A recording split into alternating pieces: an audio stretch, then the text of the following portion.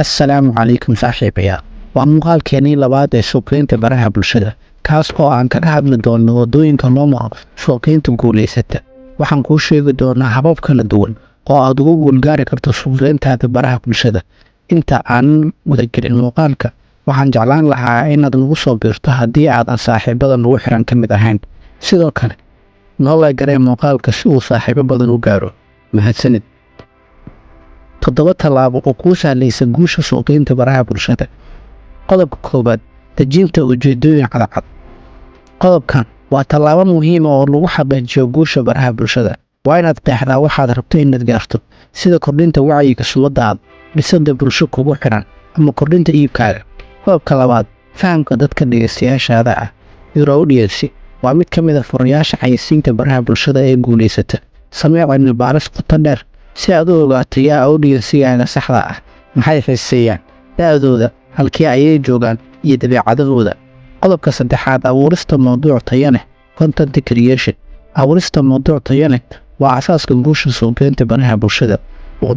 Mowduuca tayada leh waa inuu noqdaa mid xiiso leh, soo jiidasho leh, oo qiimo u leh dhageystayaashaada. Isku dar qoraallo, sawirro iyo muuqaallo si aad u soo jiidato xiisaha audience-gaaga. Qodobka afraad, isticmaalka xayeysiinta. Xayeysiinta lacagta lagu bixiyo waa hab laga maarmaan u ah suuqgeynta baraha bulshada.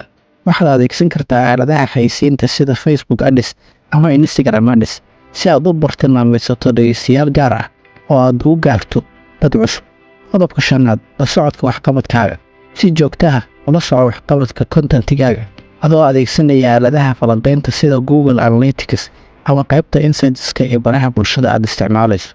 Tani waxay kuu oggolaanaysaa inaad ogaato xiisaha audience-gaaga, reaction-kooda, iyo meelaha ay kala joogaan. Qodobka lixaad, la macaamilka dhageystayaashaada.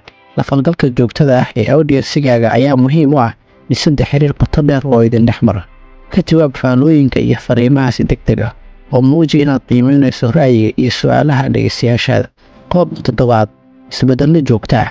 Baraha bulshada iyo tiknoolajiyadda maanta had iyo jeer si joogto ah ayay isku beddelayaan. Waa muhiim inaad la socoto isbeddellada cusub, qaado koorsooyin iyo aqoon kororsi ku saabsan xayeysiimaha casriga ah si aad uga mirnelisid guushaada. Intaan ayaan ku soo koobayaa muuqaalkayga maanta. Waan rajeynayaa inaad wax badan ka faa'iiday. Mahadsanid in badan haddii aad halkan ila soo gaartay.